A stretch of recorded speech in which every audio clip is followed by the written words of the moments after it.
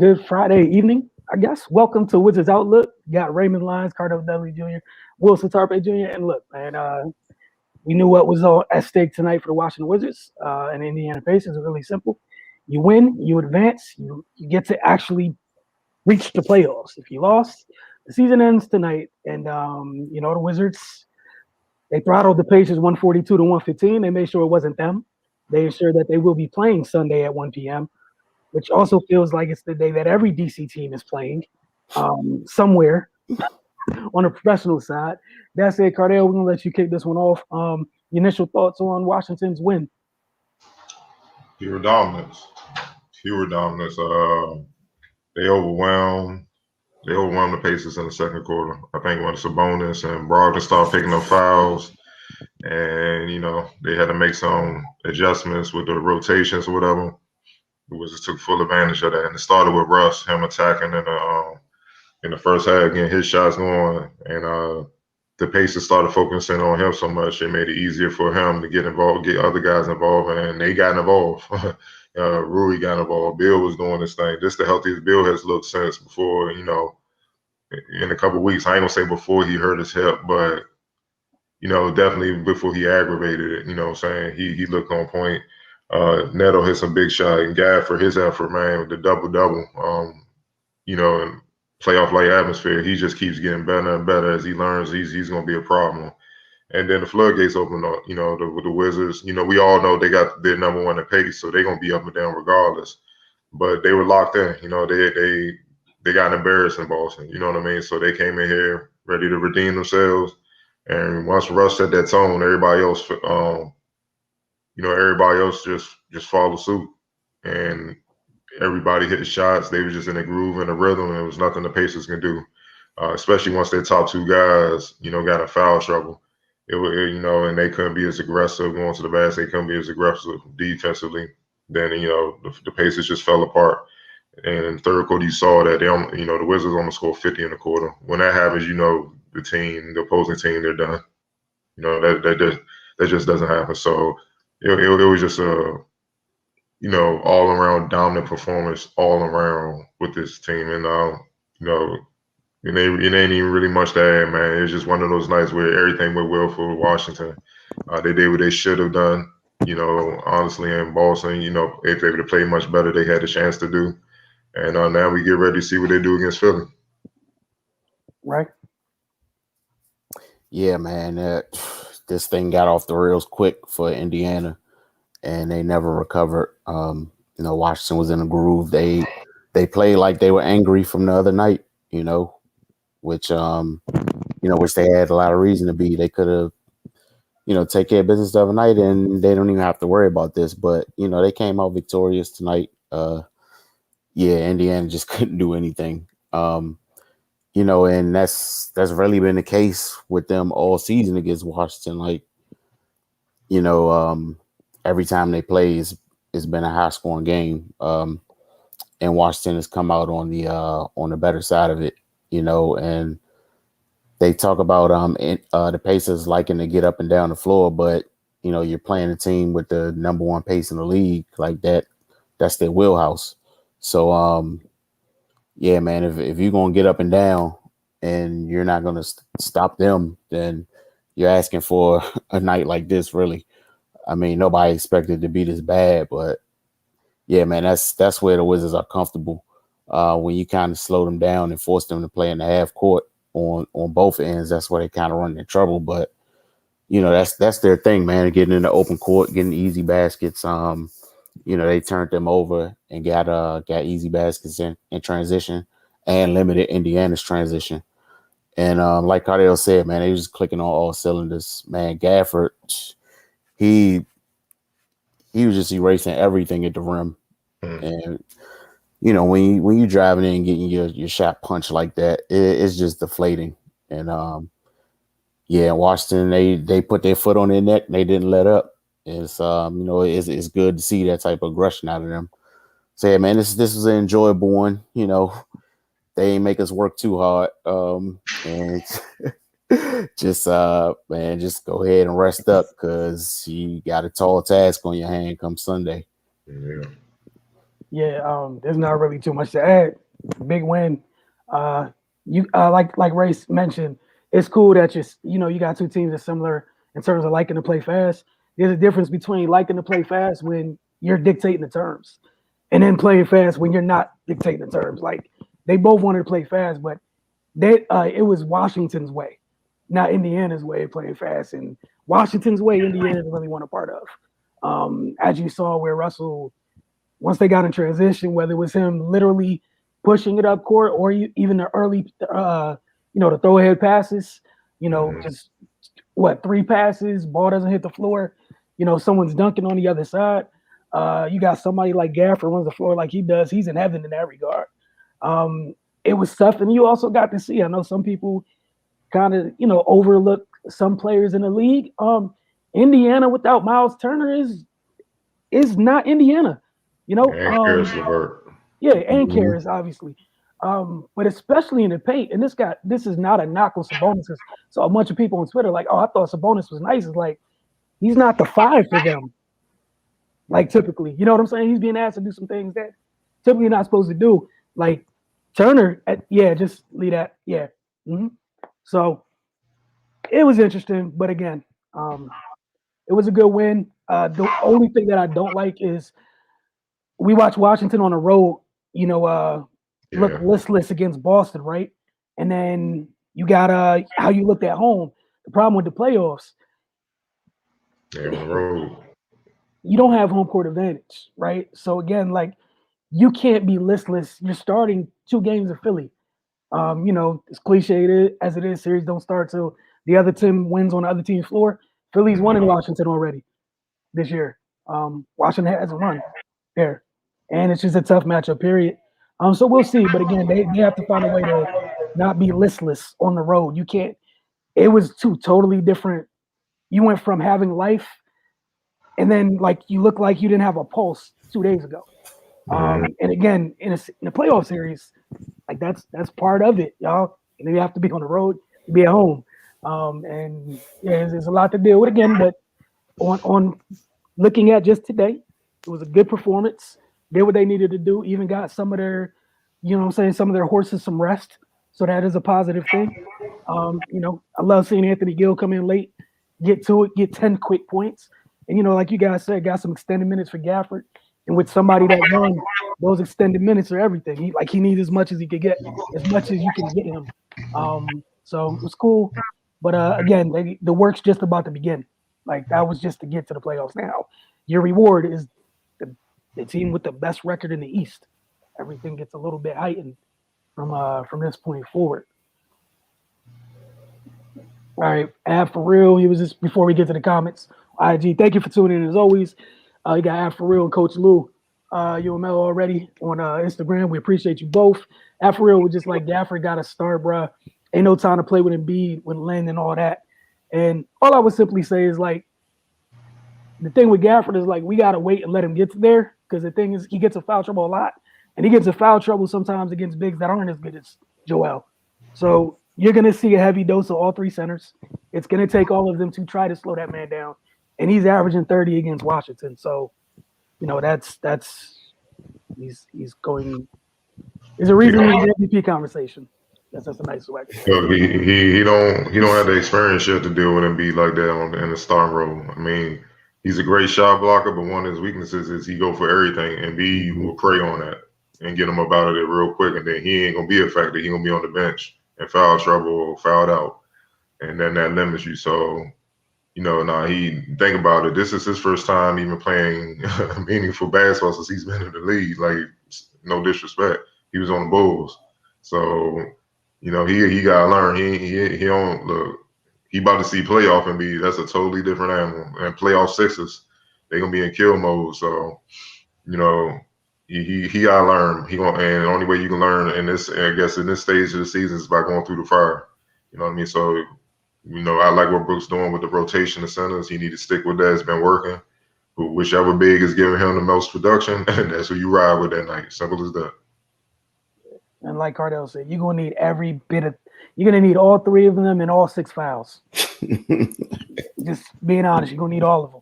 So You don't want to put any of them in a situation where you don't have the ability to use all three because one got so far in the hole from a foul perspective. Like we saw what happened to Boston the other night when, you had to sit people on the bench because of foul trouble. And, you'd love to put them back in, but they got 4.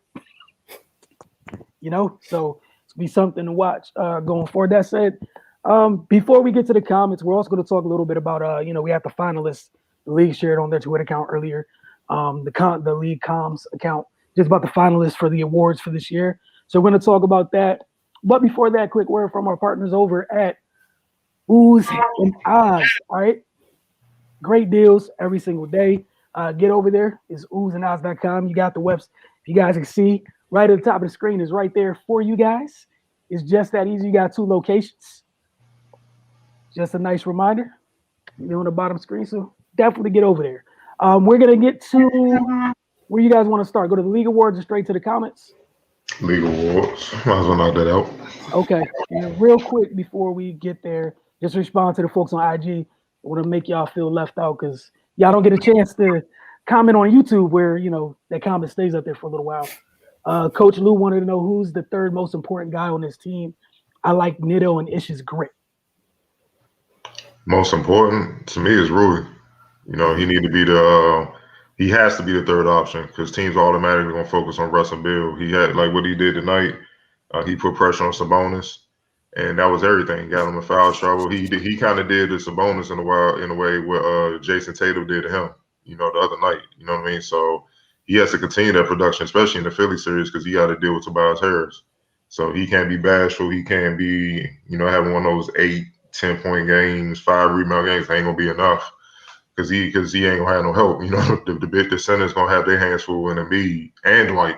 Damn, I forgot about Dwight and Dwight. So the centers they got. This is one series where the Wizards they gonna have to they gonna have to be on the island, hold their own, dog. Like certain possessions, you ain't gonna have no help, man. It is what it is. So. Yeah, this is going to be a tough one, man. Everybody was like, yeah, I'm glad we avoided the Nets. I'm like, y'all must not be paying attention, bro.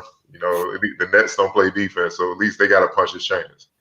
Philly second. Go ahead. And then I was going to say, you kind of answered Al for real's next comment when he was like, it doesn't matter about foul trouble if you only playing 20 minutes anyways. Theoretically, maybe if you had 3 of the similar kind of – if you were like Atlanta where you got 3 bouncy bigs, then theoretically that wouldn't matter. That's not the case in Washington. Again, staying in this reality, he's the one of the 3 that you can least afford to be in foul trouble because he's the one of the 3 that's not like the other 2. He's the only one that can rim protect. He's the only one that block shots. So he can't afford to be in foul trouble. The other 2 is not so much of the difference because he does things they can't physically do. So you need, if you had a choice, just like you said, you would like to start him. Think about why you want to start him. That's exactly why he can't afford to be in foul trouble. And he's the best defensive big, like on hedge out switches and stuff, which the Wizards love to do. If he gets switched onto a guard, you trust him more. And maybe Lopez is probably the most skilled scorer on the block, obviously with that hook shot. And then it's kind of a little bit of both. You know what I mean? If he shows up, so. Like I said, it depends on who shows up and is ready to produce. You know what I'm saying? We know Gafford's energy gonna be there, but he young, man. Sometimes it's just reckless energy. He's just all over the place. And Embiid, you want to jump for everything, pump fake, boom, boom. All right, get him up out of here, Brooks. And and Embiid gonna be in his groove. He's gonna be talking trash, pointing to the bench, like get him out of here, stuff getting in his head and all that, man. Yeah, it's about to be real, but it's gonna be fun. So, but yeah, defensively. Yeah, Wizards better grow real quick. This series gonna be a wrap. Real quick. You want to know what our all NBA teams are? So for that, I'm gonna shameless plug because it's our space and we can do that. Focus TV, Tuesday nights 8 p.m. At some point we will have our all NBA teams right on there. We do that every year, both NBA, WNBA, what have you. Happens on a Focus TV. But tonight, what we will do, you stay with us. You're gonna get into the finalists for these awards. This is the list. This is what it looks like, and I'll pull them up a little bit more individually. Where do you guys want to start? We start with MVP. Might as well start with that. All right, cool. So MVP, here are your 3 guys. We got Steph, Joel, and the Joker. Ray, Your selections. I'm going to go with Joker. I mean, he's got Denver in the position they're in. They've had injuries. Of course, Jamal Murray went down, and he's just playing lights out basketball. Similar to what he did last year. I mean, I just gave him the edge. I don't want to disqualify a guy for missing time, but Embiid, he did miss some time with the injury, and Jokic remained consistent. Like if Jokic fell off and Embiid came back, and did what he was doing, then it would be, I have to do a little more thinking about that. But guy got to reward the guy for for staying at the top of his game, and Steph came on late. I mean, he's been consistent all season, but he really came on like down the stretch when they were making their playoff push. But I just think those other two guys were a little bit ahead of him. Cardell. Yeah, I've been saying Jokic the entire. Well, since when Embiid went down, I've been saying Jokic because of his consistency, and also he kept the Nuggets afloat when Jamal Murray went down and Will Barton went down. Like they had some key injuries, and plus, they tripping off Russ. Triple double run. Jokic averaged 26 points, 10 rebounds, and 8 assists. He was knocking on the door of averaging his own triple double from the center position. I don't know what it is, why people just don't want to give this dude his proper respect, but he's an all around killer, man. Like, I mean, he honestly, when we watch teams, when he gets the ball, he scares the hell out of teams. Like, he scares the teams more with his passing than his scoring. And there's not many people in the league that, you have players have that type of effect on, man. You know what I mean? Because you literally have to guard off the ball. Like, you have to be denied. You have to be in the right position. Because if you delay, you let up, you lazy, you lax, and 1 second, it's a bucket. It's simple as that. He's going to find them. And his passing is sometimes disrespectful, man, because he make you look like you're a little kid out there trying to play defense, man. It's just. I mean, he's a one-man wrecking crew, man. You know what I'm saying? So, and no disrespect, Steph Curry, what he's done, man. He's torched the league, all that. Steph Curry got something to prove. At the beginning of the year, he shut that up real quick. Embiid was on one. It's just that the injuries took him out, but you got to be available. It is what it is, man. I can't. It's like if we had a job, man, I can't give you employee of the month over the dude that's been here every time giving me high production, though. You know what I'm saying?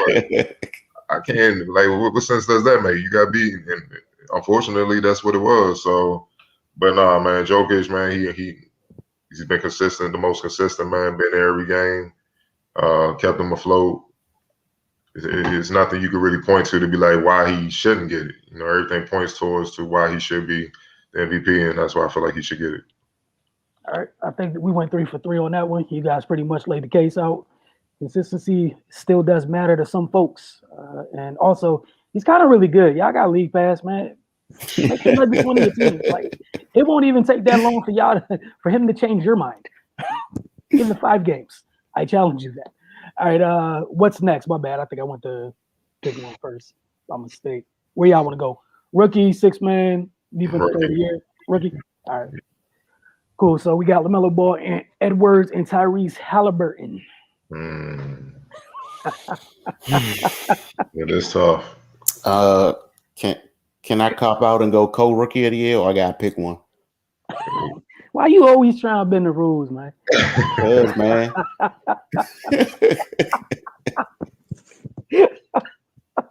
Nah, go ahead. Actually, nah. I'm a stand on it. I'm gonna go Anthony Edwards, man. All right. I love what LaMelo did this year. But he was down for a second. But Anthony Edwards, he just continued to progress throughout the year. I like the energy he played with. And that's a tough situation he in up there. But I just think he played some good basketball, and areas where he was deficient at to start the season, he kind of improved as time went on. With LaMelo, he had a great year as well. And Charlotte as a whole had a great year, and he definitely added some value to that team. And Halliburton as well. He played, he played extremely well. He came in and did exactly what Sacramento drafted him for. But yeah, I just think Anthony Edwards just kind of came in and put his stamp on things. They all made an impression on the league, but I just think Anthony Edwards made the biggest one. Cardell. Yeah, I'm gonna probably have to go with LaMelo Ball. His impact on the team had them closer to getting to the playoffs, in that race. And when he went down, things kind of fell apart. And I know Gordon Hayward went down afterwards, so you can kind of point to that as well. But it started when he went down. They weren't really clicking like that. And then when he came back, the damage had already been done.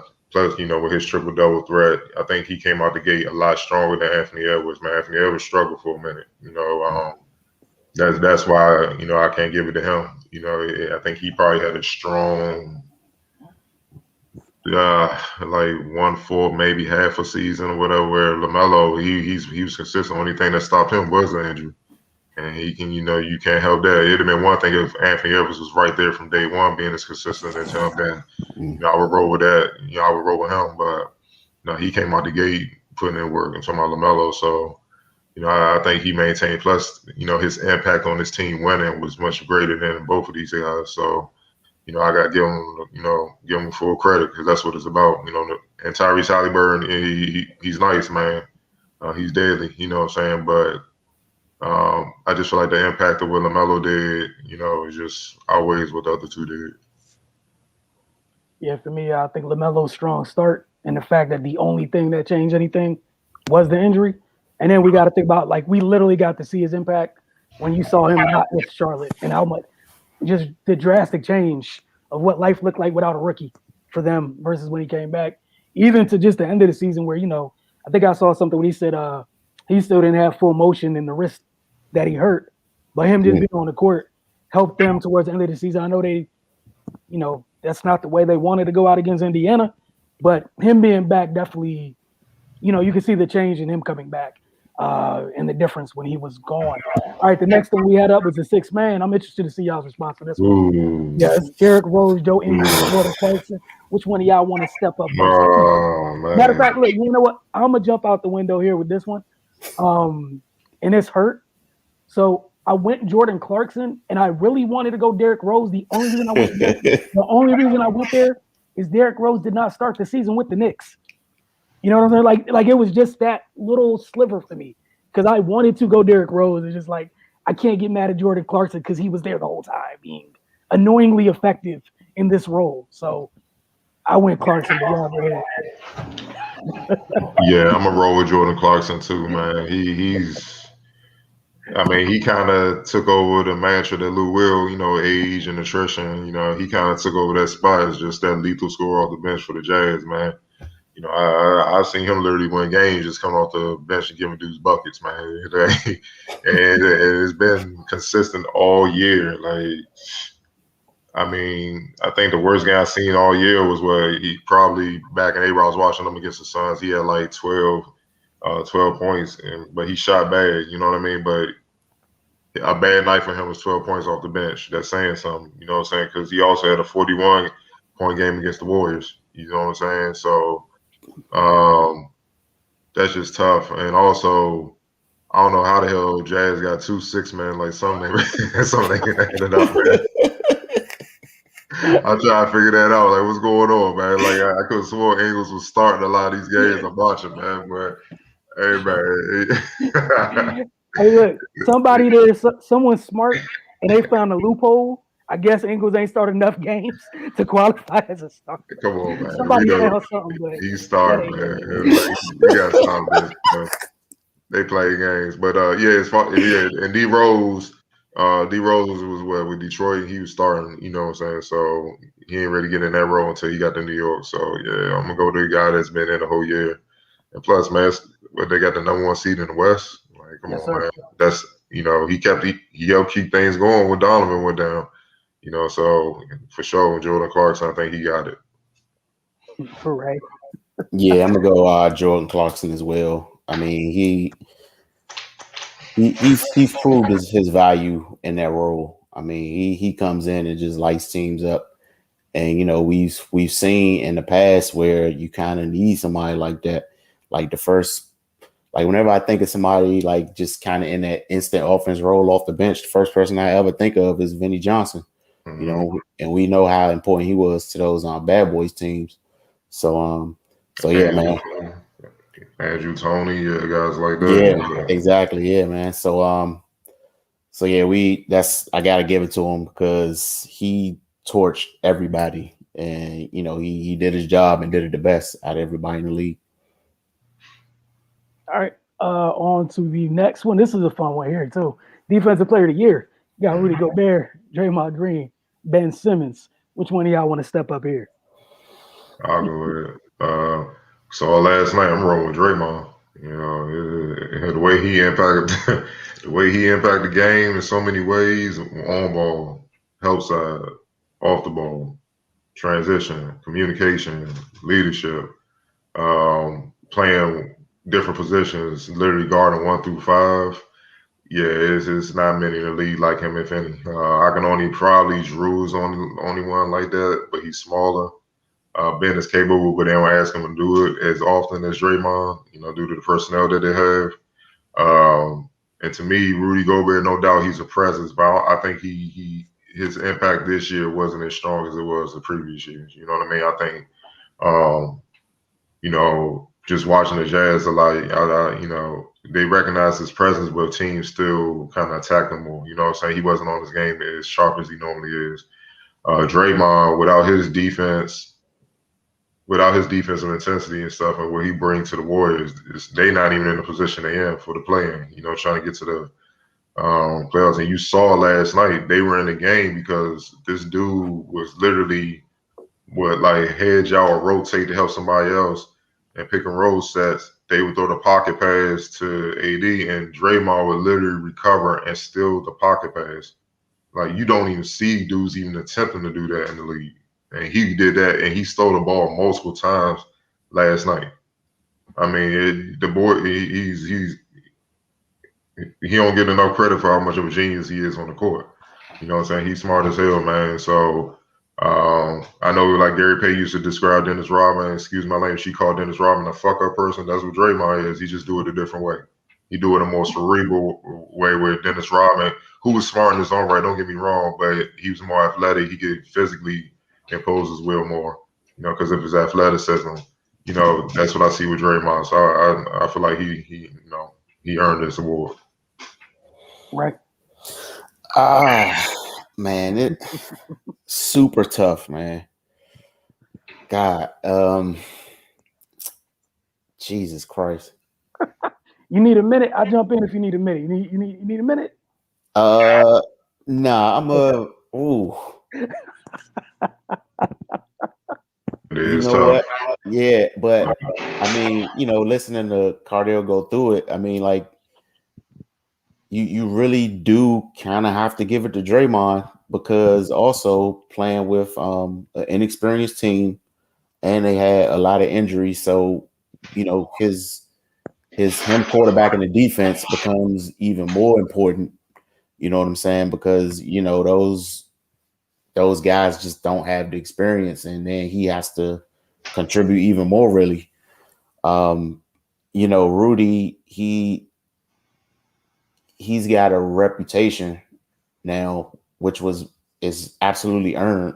But like Cardell said, the impact just wasn't, you know, as noticeable as previous seasons. Not to say he wasn't great this year, but yeah, man, it was a difference. And with Ben, he, like, if he had to do it, I'm pretty sure he could, but you know, he got a security blanket behind him too, you know, with whether Joel's in the game or Dwight. So yeah, man, I gotta go Draymond just simply because he's required to do more than the other two guys, and he did it at a high level, you know.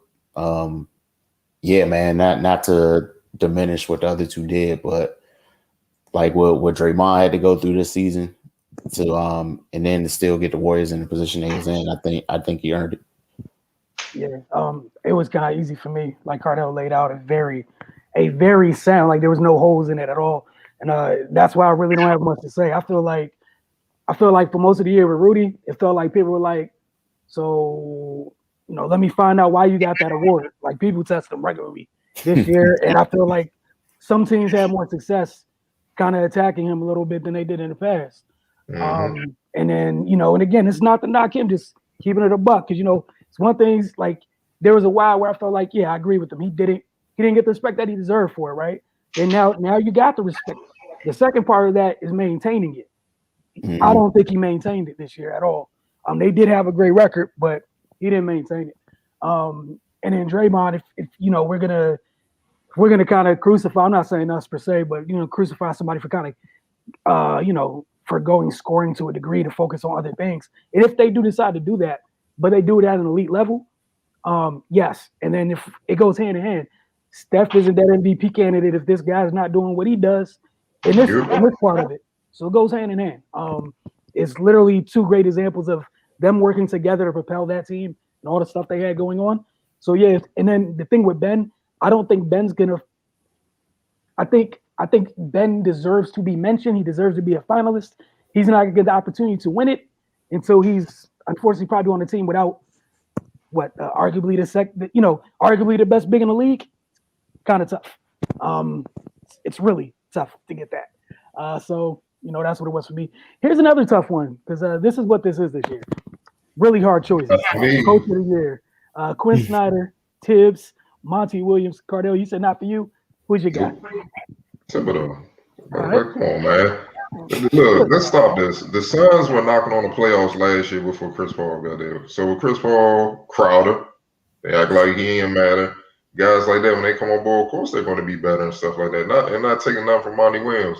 He's doing a great job. But I feel like he did a great job last year because they were knocking on the door of the playoffs. You know what I'm saying? With really just Devin Booker. They got hot at the end, and that's where the switch flipped for him. But with Chris Paul, that's basically another coach on the floor, but he can actually affect the game. You know what I mean? So I expected them to do what they did. No one was looking at the damn Knicks to do what they did, be the fourth seed in the East. Like, come on now. Julius Randle will be at an MVP level. Emmanuel quickly will be on the all-rookie team and all that. Like, RJ Barrett taking another step in his progression as a player. No one saw that coming. Come on now. He got New York rocking again. He got MSG. People proud to be Knicks fans. Spike Lee talking again, man. Like we ain't seen this in years, dog. Come on now. That alone should get him the award, man. Like, man, come on, man. I saw Thibodeau on the Breakfast Club the other day, man. Come on, man. Like, I'm like, oh man, he on Breakfast Club talking about the season? Oh, there's no doubt he did, man. He turned that whole culture around after many great players either ducked trying to do it or they couldn't do it. And they got home court against Atlanta, man. So, man, 1 year. So, man, you got to give them props, man. That turnaround was major. Right. Yeah, it's Tibbs, man. No disrespect to what Phoenix got done this year, but like Cardell said, I don't think people recognize what last season looked like for them. With Aiden missed a bunch of games. And then like once they kind of got in the groove, they started picking it up. Then of course we all know what happened in March. But then when the season picked back up, they was on the roll. And this is the first time they've had a coach, the same coach for consecutive seasons in a while, if I remember correctly. So, they kind of building on something, and that doesn't make it any less of an accomplishment. But in regards to this award, what Tibbs did, he just came in and cleaned that thing right on up. And it's not like they barely scraping the bottom of the playoffs. I mean, they're a fourth seed. Like, that's a big jump from where they were. And kind of the same thing with Quinn Snyder. This is like a kind of a culmination of what they've been building already. So yeah, like I think for the season awards, you got to judge it in the vacuum of that season. So and based on that, I think Tibbs just kind of you know, what he did was impressive as hell, man. And the fact that he did it in New York on the biggest stage, like that's gotta mean something, man. Man, you brought the Knicks back to life, dog. And it's not like you have, you know, and it's not a knock on Julius Randle, but it's not like you look at that roster and you're like, oh my gosh, I expected that. No one in right mind can honestly come in and say right now that going into the season, yeah, the Knicks were a top 4 team in the East. Nobody see that. So yeah, I'm gonna have to go with Tibbs on that. And I think with Quinn and Monty, it kind of feels like it's one of those things where they probably both had stronger cases last year for the job that they did quietly, but you know, it doesn't get noticed. And you know how sometimes it works with awards. You get noticed the year afterwards for the job that was probably award worthy. And that's just part of it. Sometimes. All right, moving on to the next one. Hold on, I'm sorry, trying to go find these. Where we at? Oh, this is the last one. All right. Most improved player, boy. So it's been fun. Shout out to these voters. It's gonna be interesting to see who they chose. We got Jeremy Grant, Michael Porter Jr., and Julius Randle. Julius Randle. Yeah. I mean, he was just a monster this season. You know, the other two guys made leaps as well, but he made a franchise player leap, you know. So yeah, I gotta go Julius Randle. Cardell. Yeah. His numbers from last year ain't that far off from this year, but I just think his impact.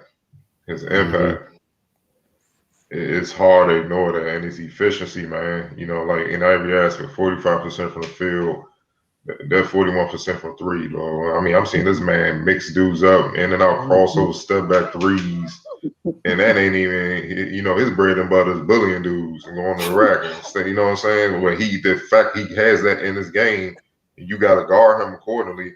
Think about it. He was 4 assists off of averaging a triple double his damn self. But that winning matters, man. You know, winning matters to me, man, because it's hard to do, man. I don't take that job for granted, man. And if you win it, clearly, and especially if you lead the way, clearly what you're doing something right. Because it's tough, man. It's hard. So, you know, Jeremy, he took a leap, but they didn't win games. You know, look, the league, you just gotta keep it a buck. The league look at dudes that put up numbers on bad teams, like, who else gonna score? You know, that's how they do. They sure get it. Like, who else gonna get those numbers? Somebody gotta get it. That's how they look at it. You know, Michael Porter, hey man, you know, it's hard for me to say he improved because he's still playing in kind of a role, but he would have been the number 1 pick if he ain't had a back injury. You know what I mean? Like, he's supposed to put in work, dog. You know, like, look, man, he's supposed to be doing what he's doing. You know what I'm saying? Covering him in high school on the circuit and all that. Him and Trae Young on the same team, just smacking the youngest, though. It was unfair. You know what I mean? But he's supposed to do what he's doing. Randall was a beast in high school too, no doubt. He was our top prospect, but he's gonna be all NBA first or second team this year. That's different. You know what I mean? So he's officially about to be one of the top 10 players on the planet. So those other two guys are not that. So you gotta give him the nod. Yeah, for me, it was Julius Randle, simply for the things that you stated. They all took leaps. The role that the other two played weren't the same role that he played. So like you said, Cardell and Ray, the impact is different. Y'all weren't the lead dogs on the team that went to the, you know, that's a 4 seed. It's not a knock on MPJ at all, but you're not the lead dog on that team. The guy who's an MVP, kid, who's in the MVP race is. And your talent, like you said, no one's surprised about what you're supposed to be doing because we all thought you was worthy of a number 1 pick until the injuries. So, you know, again, winning, the impact in winning. And again, Julius has to do what he has to do every night for them to win. He has to. There's not someone else who's going to fill that gap on a regular basis. So, you know, so that was definitely a fun exercise. Let's get to some of these comments and get out of here, you know, and, you know, plug this whole team early night thing here. Trying to make it a reality. Where we at with these comments? Oh, man, Ray, accepting or deferring? Where you at, man? I gotta do comments after that. Yeah. I'm accept. You accept it? All right. And real quick from Afro, he was saying we was tripping about his vote was Monty for Coach of the Year for knocking on the door and getting a 2 seed. Totally different. He also did agree with Julius Randle. So just sharing the comments. All right. Here you go, Ray. Investing out the blue. And again, these comments are about the prior game. Anybody who's tuning in to Wizards Outlook for the very first time. My boy Russ got to be better. Hasn't been in attack mode in a week. Almost hope nothing's wrong because we need more. Here you go. Yeah, I'm not too sure about that. I think Russ only has one gear. So I feel like he's in attack mode pretty much every time he's on the floor. Of course, he didn't have that great of a game against Boston, but I mean, it happens. But I feel like the energy and the competitiveness is always there. So yeah, they definitely could have used more from him last game, but I don't think that's a reflection on his mindset. Cardell, did you want to chime in or moving on? Yeah, I mean, he wasn't in attack mode against Boston, and he said as much, post game after they just beat the Pacers tonight. So he said he let the team down, so he made it a point to make sure tonight he was gonna be in attack mode. He was gonna be on one, and he was. So yeah, he was better. The Wizards won, so they're officially in the playoffs. They're ready for Philly. All right, on to the next one. Ball Jr., this is like 3 comments all in one. His point is at the last one. But again, thank you for watching and your consistent comments. And please stop making me read a book when you comment. I need you to get a little bit more concise. If your hamstring is pulled, you can't run at all, period. Every time you try, it's going to grab. You're going to stop. Your tracks are fall. If you can run, your hamstring ain't that bad. If you got a real hamstring pull, you ain't playing. It's over it. Ain't about being tough or pain tolerance. You're not going to be able to move, so I know it's something mild. Or it's just tight on its way to pulling. There's no playing through a hamstring pull. It ain't happened. I don't care who you are. On top of that, Beal's a strider when he runs, which puts more pressure on his hamstring. He especially would be affected by a hamstring pull. So I can't imagine him playing with a bad hamstring pull. He needs to chop his steps down and position himself closer to his spot so that he can make quick, short moves to score. Finally, as we're now at the point, I believe, or is there still more? Okay, no, we're at the point. And for Beal, there's no excuse. You out there, you moving, you playing. You took 50 shots the last 2 games. If you're healthy enough to do that, you're healthy enough to play well. Simple as that. He's moving plenty well enough. If he can move and run like he's doing, he's fine. You can't move and run like that if your hamstring is messed up that bad. All you, Cardell. Dr. Ball. You got a hell of a medical diagnosis from the couch. I ain't never seen this type. This is kind of new, but it's called having medical staff, round-the-clock treatment. That's what star players get. You can't judge him off of normal terms like the average Joe walking down the street. He's a franchise player. They're paying him a lot of money. They need him to win. You could have a hamstring injury, but the treatment will help it speed up the process of it getting better. And you can't say, it wasn't that because he missed some time because of it. It's the reason why he came back and was rusty as hell because he literally did not touch the basketball. He couldn't run. So it was definitely serious. But, yeah, man, you can have a tweak and it can get better, man. You know what I mean? It's just everybody's different. Some players can play with it, some players can't, man. But yeah, the diagnosis from the crib. I mean, look, roll with what you want to believe, man. You know what I mean? Bill, stay on the floor and help keep getting buckets so you got the Wizards get W's, man. All right, pretty much going to lock this one in with it for you guys both to get. I'm glad they lost. I don't want to see the Nets first round at all. They will win tonight, and the reason that this is up here and it is so interesting, because apparently a bunch of people feel that way as if the desired result is the number 1 team in the East. So that said, Ray and Cardell, just your thoughts on this, and then I'm ready to read. I'm not commenting because I got like 2 more books to read in the comments, so y'all go ahead. Man. If you don't want to see the Nets, like you said, does that mean you want to see Philly? I don't think you want those problems either. So, and while, yeah, I wouldn't ever be glad that they lost. Like, the object is to win. win the game. So yeah, I'm not understanding this jubilance of having to deal with Embiid and Ben Simmons and the rest of that crew. Like that's going to be a painful series, man. Like so. Yeah, like Khalil said a couple times, man. At least with the Nets, you know, they're not gonna put up much resistance on the defensive end. You just got to worry about all that firepower. Like, I mean, they both gonna be bad, but I guess the difference is you want to get killed by a shotgun or AK. So just pick one. Go ahead, Cardell. I can't with Ray, but definitely props for the word choice with jubilant. So go ahead, though, Cardell. All right. Well, yeah. Y'all don't want to see the Nets why because they score a lot. Don't y'all realize it's two hands? Let me give y'all some information about Philly. They're first in steals. They're second in block in the league. Okay. They're 14. They're 14th in the league in points per game, 113, nearly 114 a game. But they're sixth in NBA in points allowed, and that's 108. They have their entire starting lineup averages double figures, so you have to guard everybody. They average between 12. Seth Curry to Embiid's 28. Seth Curry shot 46% from the field, 45% from three, 89% from the free throw line. That's your lowest starter, point per game for a starter. That's the lowest amount. Look at the efficiency I just said. The man shot 45% from deep this year. Shake Milton, 35%. All right. Tobias Harris, 39%. Joel Embiid himself, 37%. I'm giving you 3-point percent average. Danny Green's 40%. Furkan's 37%. Do y'all not understand George Hill's on this team?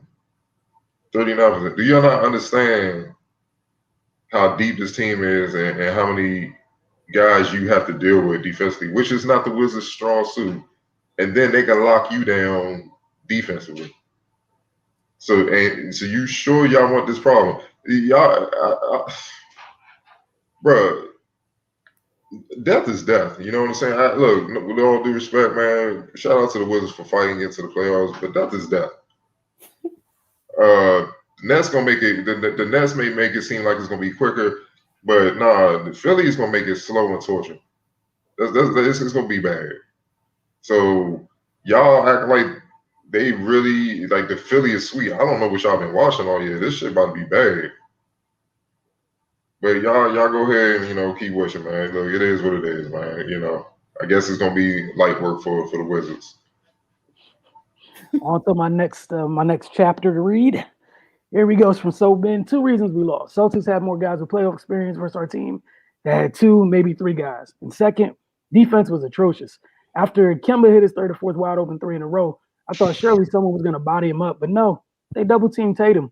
We just casually kicked it back out to a white-hot Kemba for another. I also hate playing the Celtics. I know I'm probably going to get hate for this, but Bill's just too tight with Tatum.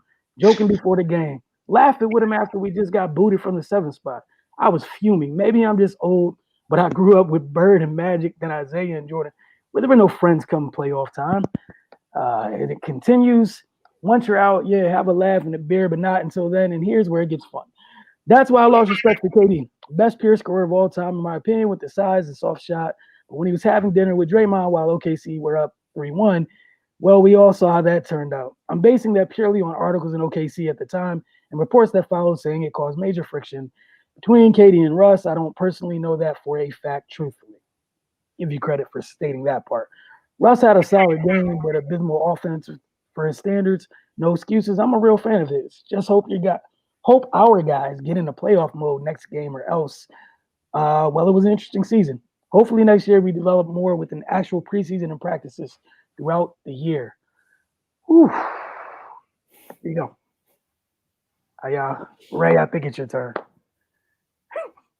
I mean, yeah.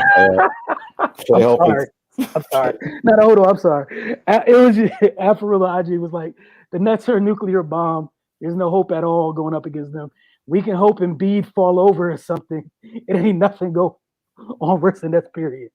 So it's just as damaging if you're saving grace is that their best player falls and get hurt. Like, hold on 1 second. No, hold on.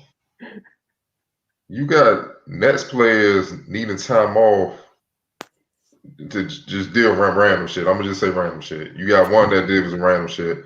The other two been in and out the lineup all year. they haven't played 10 games. So that's your logic. You hoping Embiid get hurt? All right, okay. But here y'all go back to So Ben's comment. Oh man, all right, what we got here? Yeah, of course, playoff experience makes a difference. We've talked about the Wizards' youth the pretty much the entire year.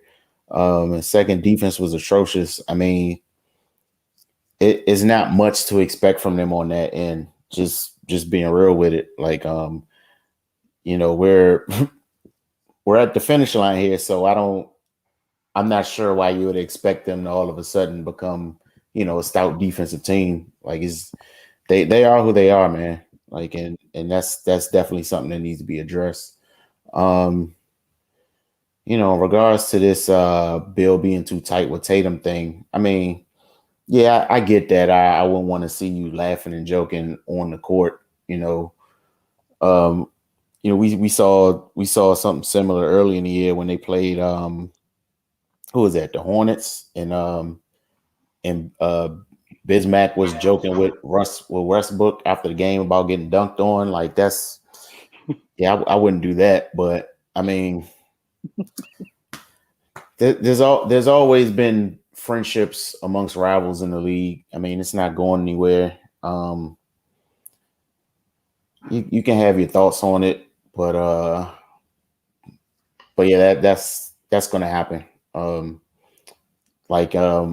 Mike had dinner with Charles Barkley during the '93 finals. Like, where people aren't going to stop living their lives just because they're NBA players.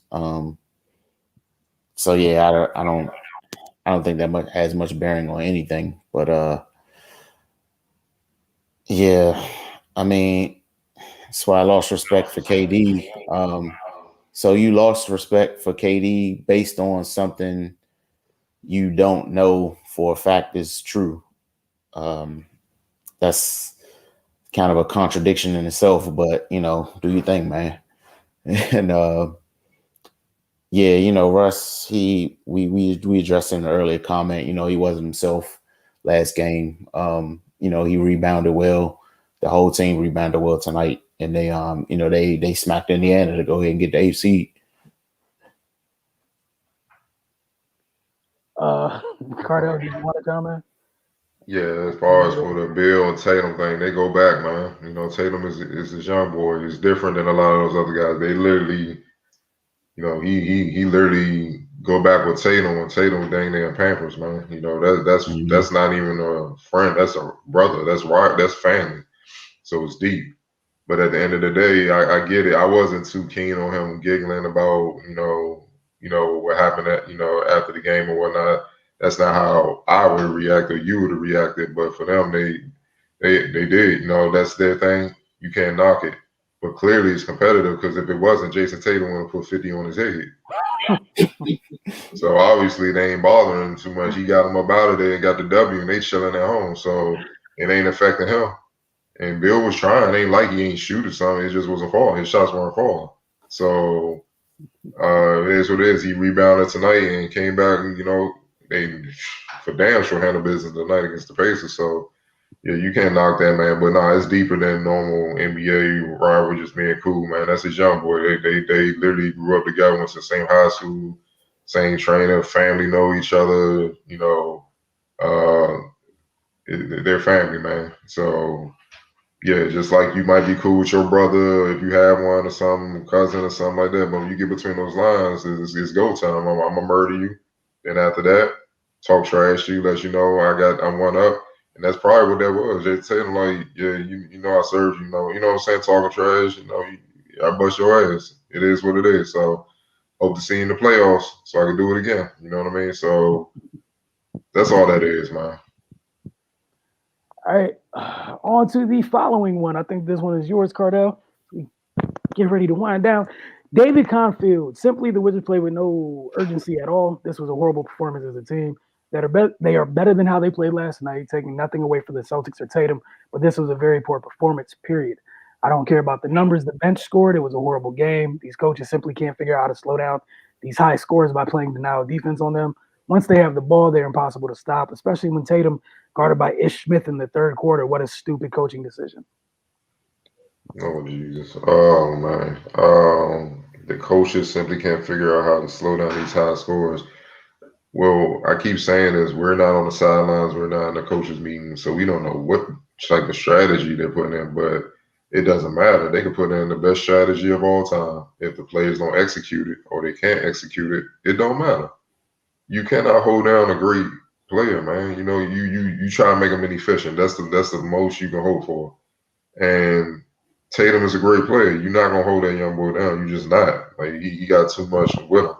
You know what I'm saying? And I think people don't realize how big he is. He's legit 6'9", knocking on 6'10". He's the problem. So when he got to go on from deep and he's hitting the shots, it's tough. And you talking about, you know, once they had the ball, they are impossible to stop. You talking about the non-defense. I think somebody put up a highlight last night talking about the different ways that Brad Stevens was getting Jason Tatum buckets. You know what I'm saying? Based on how the defense, the Wizards were playing them, they was throwing all type of backdoor lobs and all types of V cuts and stuff. So you know, for Tatum to score, he didn't have the ball. You know what I'm saying? So they clearly their denial was working because he wasn't able to get the ball, which forced Brad Stevens to draw stuff up to get him the ball and get him in a scoring position moving without the ball. To be, you know what I'm saying? So, which opened things up for him to once again get the ball because now they can't jump over the top or stay over the top. They gotta play honest defense now and just try to stay in front of him. Now that's what he does best. He can go to work.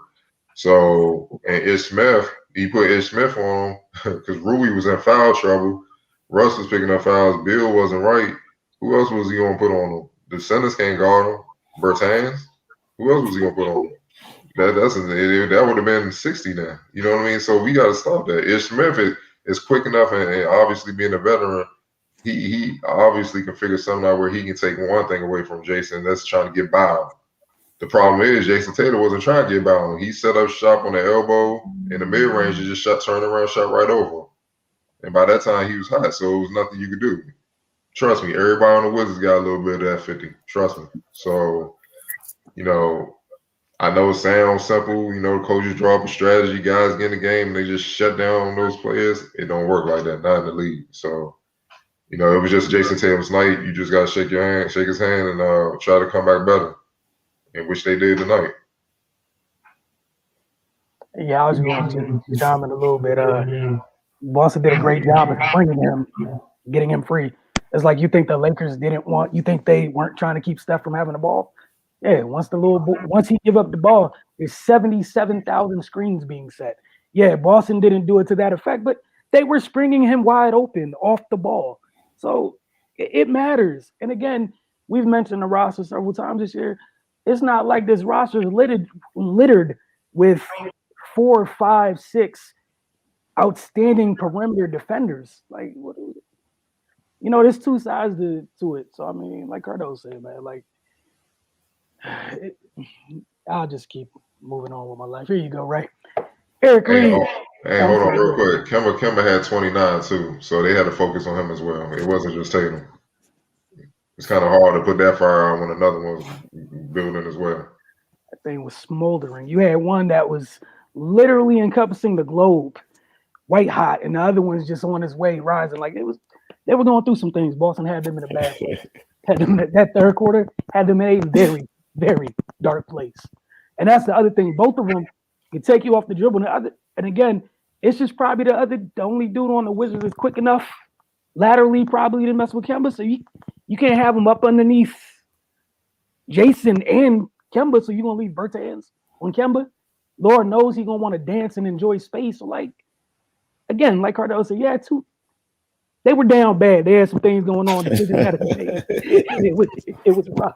When they got going, that two-man game got going, you had two dudes, when they're feeling it, shit. Come on, man. All right, Ray. From Eric Reeves. I knew from the tip off the Wizards were going to lose this game. They had no energy, and Boston flat out looked like they wanted it more. The defensive woes continued, in which I knew this would come back to bite them. I'm not even going to fake. I told folks that the Wizards were not playoff ready and got laughed at. Tonight proves my point. You are not winning anything if you can't score and play defense. And the first Bertan shots of the evening. The $80 million guy was nowhere to be found. The team is playing like it's 10 games in to start the season. The team barely beat Indy when they weren't healthy. Now that they're healthy, the Wiz got the work cut out. They ran the Hornets right out the gym. Do not pass go, LOL. Yeah. I hope he watched the game tonight. I was going to say it ain't age well. Yeah. Oh, I mean, it seems like it's a lot of emotion in this comment, man. But yeah, man, they came out, they laid an egg against Boston. You know, it is what it is. Yeah, but you know, they came out ready tonight, got the job done, and now they're officially in the playoffs. Their deficiencies have been their deficiencies all season.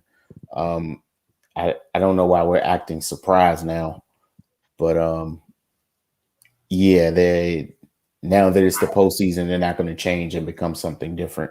They are who they are at this point. So yeah, man. And yeah, he seemed really high on Indy, man. Jesus. But yeah, they got a boot all the way up their ass tonight. So yeah, man. See you on Sunday. So Ben, Cardell's you. Even if we get booted next game, in my opinion, they need to lock in Scotty. This team, especially with these young guys, need consistency to build an identity and grow a culture. Yeah, I've been saying it all the time. You know, consistency, and I think he's earned that by the fact that they got to the playoffs, despite all the hell they went through this year. The COVID situation being shut down, and Russ being on one leg and he didn't get healthy. TB going down, Denny going down. Trey having to switch up the style to see what they was building with to get Russ. Bill being in and out, Neto, trade for Gafford. You know, like. My man have been look, man. My man have been through it yet. Here they are. They're in the AC, man. They made the playoffs, man. After missing last year when they was like it's a wash. I feel like he's earned that right. The team didn't quit on him. They kept fighting. They just got to keep building the team up, man. Give them some pieces, and you give them some talent. You know, Scott Brooks is known to do some great things with that. So you just got to get them some talent, which is obviously no team has won without talent, and that's just the key. They have some core pieces, so I feel like some like a Gaffer, for example, just developing him, Rui taking another step. When Denny come back being better, you know, it's things as young as on the team that are just young. They just need time to grow, and you just gotta try to speed up that learning process. But yeah, for sure, lock him in, and it never bodes well where you always look up and it's a different coach. You know what I mean? I know people kill Wiggins. I feel like that hurt him a lot. People don't understand his first 4 years, he had 3 different coaches. That's 3 different systems. You know what I mean? That's tough. You only got time to grow on one. So,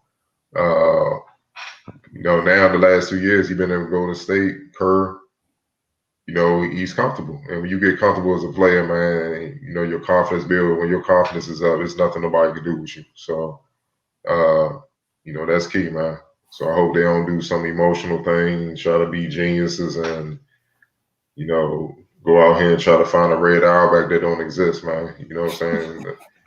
You know, keep this dude out there and keep building what you're building. Y'all in the playoffs. Now y'all got something to move into next season with, you know, make good moves in free agency, the draft, and guys just get in the gym, get healthy and get in the gym. It's as simple as that. Ray, did you want to chime in there? Are you good? No, I mean, yeah, like you definitely need consistency. You know, I feel like we're the position the league is in. It's a very microwave type situation, man, where they don't allow anything to foster and grow. So yeah, man, I think it would bode well if they try to keep this together. You know, just to a point where you can really gauge, you know, what they're about. Like the last 2 seasons, man, I don't know what they would expect anybody to do with that, and like Cardell mentioned, man, the fact that they gone through what they gone through this season and are still playing in the playoffs like that right there just solidified why, he should get extended. All right, to the last comment of the night, and obviously, the last but not the least, Steven Molero. I really think they lost this game on purpose. Why I say that is they didn't want to play the Nets in the first round. You see Russ really not hyper on the bench or the court pumping up everyone. Ish had to do that. Everyone looked like they were doing things they normally don't do and was okay with it. I think they want Philadelphia in the first. Hopefully it doesn't backfire. They win against Indiana. So my quick little 2 seconds. For all the things that y'all love about Russ and y'all bombarded with all these comments this entire time, this is just me asking, again, don't attack me. What makes you think that he would be okay with this line of thinking? That's all I got. All I got. But y'all go ahead. Let's not continue to do this, man. Seriously. Why would they lose the game on purpose? That doesn't make any sense. Again, why do you think they feel like they have a better chance against Philly than the Nets? Philly's the first seed for a reason. I mean, and then why, even if that's the plan, why would they, Bill he's got to get himself right. Wouldn't it make more sense to win the other night and get more reps? Wouldn't that just make sense, period? Whether Bill had an injury or not? Come on, man. This is foolish. I just want to know, do people really think they have a chance to win this series against Philly? If something miraculous happens and they prove me wrong, I'll be the first to admit it. But yeah, I'm taking all bets on that. Come on, man. Let's stop this nonsense. Cardell. Y'all have been getting on us all year about Russ, saying we hate Russ and all that, and we should love Russ because he's competitive and all this stuff, man. He always shows up, blah, blah, blah. And now I'm reading on here that Russ wasn't into the game because they didn't want to play the Nets. Y'all contradicting yourselves. What are you talking about? If anything, Russ would rather play the Nets. I'm sure he would love to beat the Nets. So a former teammate can understand, yeah, you should, you know what I'm saying? That's just being competitive. You see what I'm saying? Y'all making no sense. Russ is not, dog. Russ is the last player on in the league I would look to duck rep or want to avoid somebody. He don't give a damn. He don't care who he facing. It don't matter. It's whoever. He went in the next game. That's his mindset. His mindset, I'm winning the next game. We'll worry about the rest later. They don't care, man. And y'all, boy, I can tell y'all ain't really playing. Y'all ain't compete like that in sports, man. Because if you're a true competitor, you want to go against the top dogs and knock them out anyway. Because it doesn't matter. It's the playoff time. You're gonna have to see them anyway. Y'all act like it's some weird path to get to the championship where you just gonna avoid all the tough teams. Guess what? Everybody in the damn playoffs tough to a certain extent. So you're gonna have to deal with the dogs the longer you stay in the playoffs and the more you advance. So why avoid it?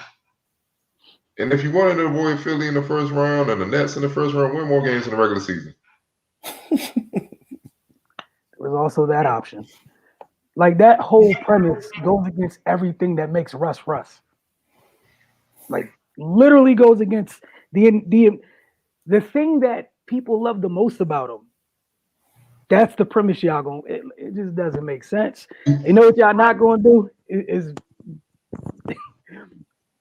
yeah. Did y'all have anything else? Hold on. Look, one day, one of y'all people that think the Wizards trying to avoid whatever the Nets or whatever.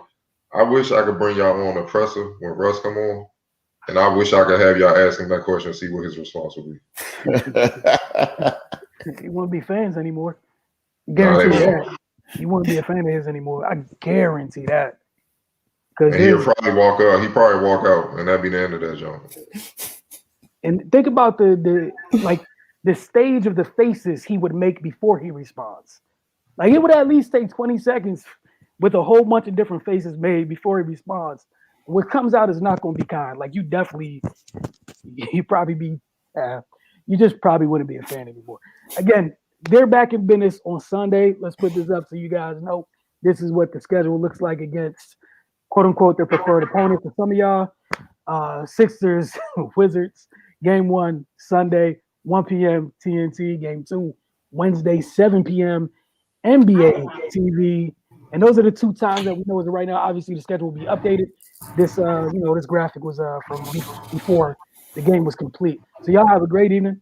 Got a day full of basketball on Saturday. We're going to check back in with you guys tomorrow night for Mystics Outlook.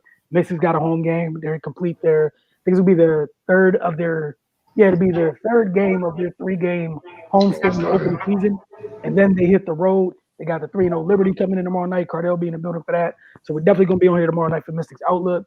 Then Saturday, we're going to let y'all breathe, watching basketball. And then Sunday, we right back because, again, every team in the DMV that plays a professional sport apparently plays on Sunday. So we're going to see you guys on Sunday. Y'all have a great evening. As always, regardless of what medium you are watching us on, we appreciate the set of eyes. Don't forget to comment. We'll do our best to get back to you guys. Y'all have a good evening.